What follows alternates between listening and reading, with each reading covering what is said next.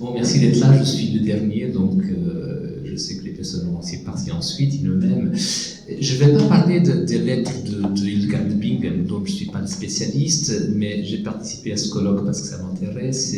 Je vais prendre la parole sur un sujet qui regarde Hildegard de Bingen, évidemment, qui me semble très important, celui de la médecine d'Hildegard de Bingen. Il s'agit d'un travail que j'ai fait déjà un certain temps en faculté de médecine. L'intérêt d'Hildegard de Bingen est celui d'une médecine holistique et d'un humanisme intégral, ce dont on ne parle pas beaucoup, je dirais même d'une anthropologie qui est très importante, une anthropologie tripartite, corps, psyché, esprit. Donc c'est là que je vais centrer ma brève communication pour montrer l'intérêt ou le regard d'intérêt de l'anthropologie théologique d'Hildegard de Bingen. Considérée comme une conscience éclairée du XIIe siècle, elle est aussi la première naturaliste d'Allemagne. Sa médecine naturelle combine des sagesses anciennes, des ressources locales de la médecine populaire, aussi bien que les connaissances dérivées de ses observations et de ses propres pratiques thérapeutiques qui combinaient le traitement physique des maladies avec des méthodes holistiques centrées sur la guérison spirituelle. On lui attribue la composition d'un ouvrage qui compile ses intuitions dans le champ de la médecine et de la pharmacopée, Liber subtilitatum diversarum naturarum creaturarum, le livre des subtilités des différentes natures des créatures. Plus tard, cet ouvrage se présente comme un diptyque, Physica, Liber simplices medicinae, livre de la médecine simple, qui traite des propriétés thérapeutiques des êtres, et un autre livre, Causae et Curae, Liber composite medicinae, livre de la médecine complexe. Donc il a un traité de médecine simple et un traité de médecine complexe, qui explore le corps humain, ses rapports au cosmos et les causes et remèdes des maladies. L'attribution du deuxième volet, donc Causae et Curae, à Hildegard est tout à fait problématique par plusieurs aspects. Sa datation, son titre, sa configuration actuelle. Les manuscrits sont tardifs et de plus les inventaires des ouvrages d'Hildegard établis après son décès ne concordent pas à son sujet. Les avatars et péripéties subies par l'œuvre scientifique d'Hildegard pendant 3 siècles de transmission tout le long de l'axe rhénan ne permettent pas d'établir avec certitude l'attribution de Causae et Curae à Hildegard. Cela ne réduit en rien l'intérêt de ces textes, car il s'agit des 2 seuls ouvrages de médecine écrits en Occident au XIIe siècle. Je vais commenter ces livres. D'abord Physica, Liber simplices medicinae, le livre de la médecine simple. Physica, livre de la médecine simple, est un ouvrage de philosophie naturelle composé vers 1150. Chez Hildegard, la nature n'est pas divisée en 3 grands règnes, animal, végétal et minéral, mais en 9 rubriques qui correspondent à 9 livres des subtilités des diverses créatures de la nature. Voici l'ordre de ce livre. Les plantes, les éléments, les arbres, les pierres, les poissons, les oiseaux, les animaux, les reptiles et les métaux. Cette succession est en correspondance avec le récit de la Genèse et dans la ligne de l'Hexaméron de Basile de Césarée. Cet ouvrage ne se rattache pas pour autant à l'encyclopédisme de latin du XIe et XIIe siècle. Il ne vise pas la constitution d'un savoir de type théorique, mais plutôt la collecte, le classement et la hiérarchisation d'informations d'ordre pratique et médical. Hildegard n'entend pas améliorer la compréhension de la nature, mais plutôt son utilisation dans le but de soigner. Voici les 3 opérations qu'elle ordonne. Choisir, classer, nommer. Choisir, classer, nommer. Telles sont les 3 opérations qui sous-tendent le projet d'Hildegard. Les notices ont une structure binaire, présentation brève des spécificités de chaque créature, et ensuite considération sur son utilité thérapeutique. La perspective relève essentiellement d'un anthropocentrisme modéré où les créatures sont ordonnées au bien de l'être humain. Par exemple, Hildegard opère à l'intérieur du monde des plantes une catégorisation qui diffère de celle de ses prédécesseurs en la matière, comme Raban Maur, dans son encyclopédie De Universo ou dans De Rerum Naturis. Le classement qu'elle opère exprime l'incidence des vertus thérapeutiques d'une plante sur les dispositions de l'esprit humain. Dans cet ouvrage, la nature est conçue comme une ressource inépuisable d'éléments entre lesquels il faut savoir discerner. La première section, sous la forme d'une cosmologie et d'une cosmographie, aborde le monde. Les éléments, la diversité des eaux et des forces de la Terre, les planètes et les astres, avec leur influence sur la génération humaine. La deuxième section évoque l'origine du monde et la chute d'Adam, vue comme origine des maladies.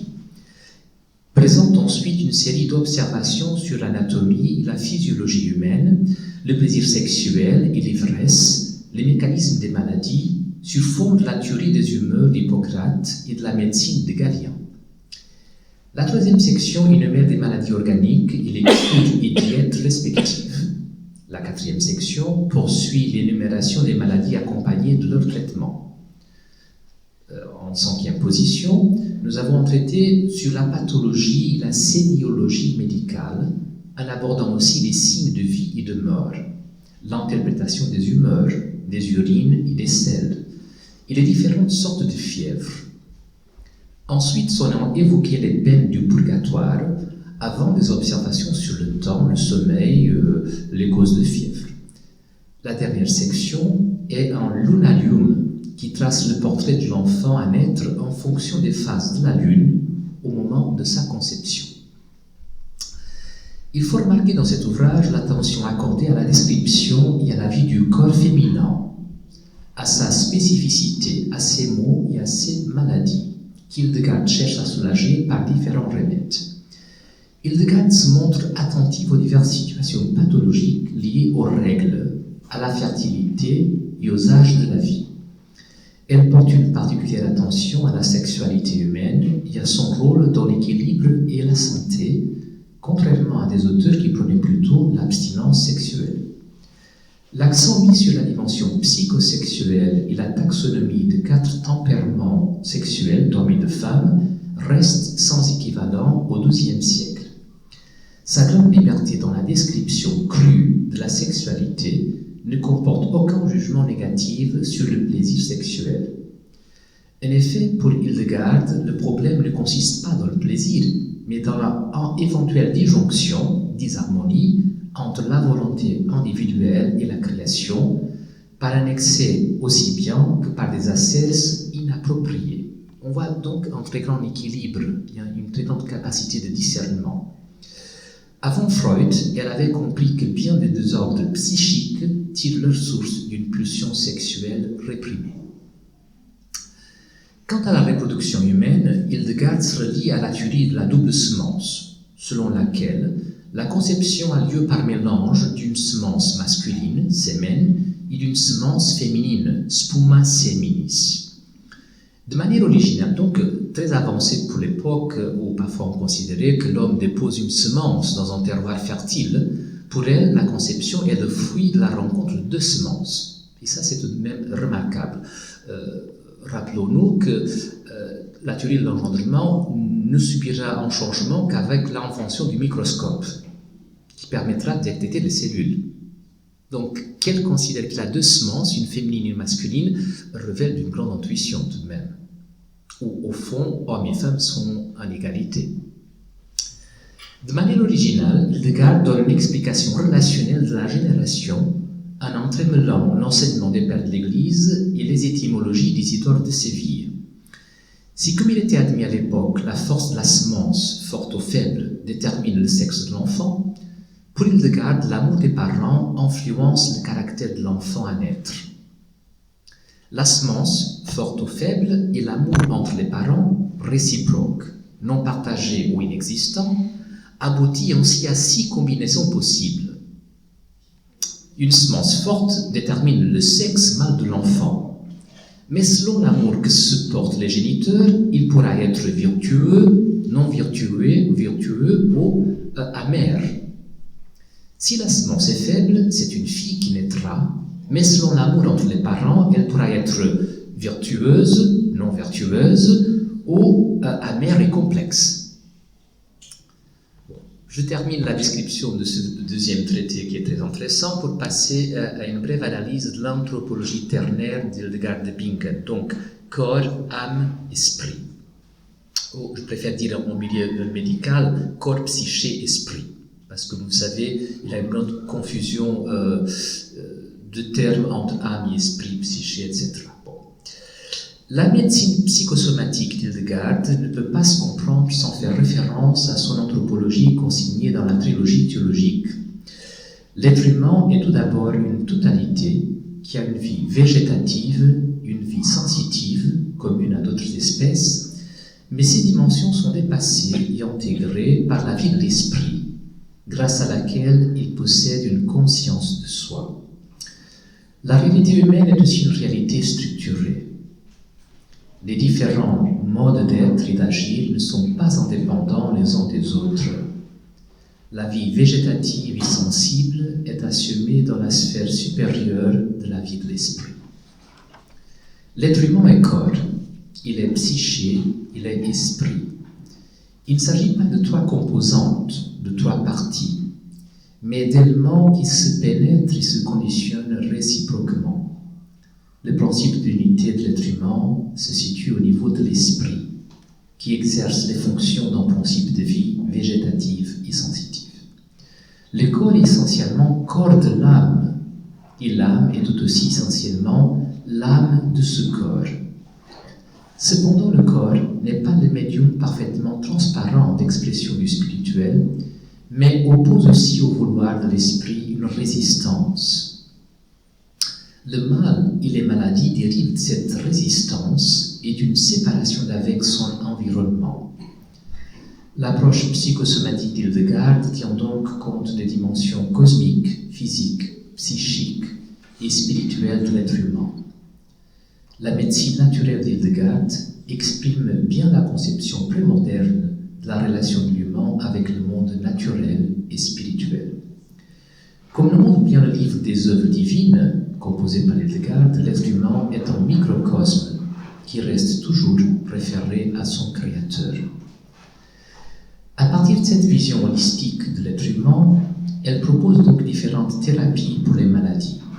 La naturopathie, la phytothérapie, l'hydrothérapie, la lithothérapie, les thérapies d'évacuation, la psychothérapie, la musicothérapie et la guérison spirituelle. Selon la thérapeutique holistique d'Hildegard, tout agit sur tout. La maladie étant le signal d'alerte qui appelle à changer de vie et d'habitude. Pour Hildegard, il n'y a pas de maladie, mais des malades. La santé de chacun est un délicat équilibre de force et d'humeur, de repos et d'activité, de méditation et de prière, dont chacun est responsable. Dans cet équilibre, la frugalité joue un rôle important. Dit-elle, moins, c'est mieux. Il faudra encore faire référence à un concept de son cru qui traverse toute l'œuvre, la nobilissima viriditas. La virilité, en français, c'est la qualité de ce qui est vert. Hildegard l'évoque souvent à propos des plantes pour exprimer la puissance de vie qui manifeste la sève montante, mais qu'elle entend étant aussi à toutes les créatures vivantes pour en exprimer la vitalité corporelle et spirituelle. Bon, voilà, j'avais une petite description, je pourrais développer plus, mais le but c'était de vous dire la pertinence de ces considérations. Donc, si plusieurs histoires de la médecine passent sous le silence, cette imminente figure de la médecine du XIIe siècle, cet oubli contraste avec l'engouement contemporain qu'elle suscite, séduisant un nombre grandissant d'adeptes en quête d'alternatives à la médecine conventionnelle. Malheureusement, tombé dans le domaine public, on peut même parler d'une marque, le nom Hildegard se décline en flacons d'élixir, sachets d'infusion, régime diététique, recettes, ouvrages à prétention médicale, CD de musique, primés, création d'une société internationale d'études, appropriation par les mouvements féministes et les gender studies. Il s'agit d'un phénomène de société qui n'est pas à l'abri d'excès ou de déviation, évidemment, de culte de la personnalité, de lecture enthousiaste et naïve qui ignore le contexte de production et de transmission d'une œuvre complexe. Mais la récupération commerciale et consumériste de l'œuvre d'Hildegard n'empêche pas la recherche érudite à son sujet. C'est un destin hors du commun pour une femme hors du commun. À la fois nonne, mystique, visionnaire, écrivaine, médecin, sainte, docteur de l'Église. Donc mon but dans cette communication, c'était de dire que je trouve, en tant que théologien d'une part, en tant que docteur en sciences biomédicales, donc en bioéthique surtout, qu'il y a une grande pertinence dans l'œuvre d'Hildegard, parce qu'elle nous rappelle ce que la médecine est en train de découvrir, mais qu'on le savait déjà, que nous sommes une totalité, corps, psyché, esprit. Malheureusement, en Occident, Descartes nous a introduit dans une forme de division entre la pensée et le corps, entre le monde sensible et le monde intelligible. Et notre médecine reste assez cartésienne et mécaniciste. Mais voilà que les recherches les plus pointues en génétique, en neurosciences, etc., nous montrent plutôt que nous sommes une totalité. Et que la psyché influence le soma la psyché et l'esprit. Donc nous sommes de fait une totalité. Or, cela, Hildegard le savait. Il le pratiquait dans sa pratique médicale. Donc je pense si Hildegard sera une figure importante dans l'histoire de la médecine aujourd'hui, c'est parce qu'elle nous a montré la pertinence de bien articuler corps, psyché et esprit, et que l'homme est fait une unité, un microcosme, un microcosmos. Et donc voilà ce que je voulais partager avec vous, mon enthousiasme pour cette figure, de manière très brève évidemment. Je ne suis pas ni spécialiste d'Hildegard, comme d'autres évidemment, mais je vois la pertinence de cette pensée qu'il faut évidemment traduire dans nos catégories contemporaines. Je vous remercie de votre attention.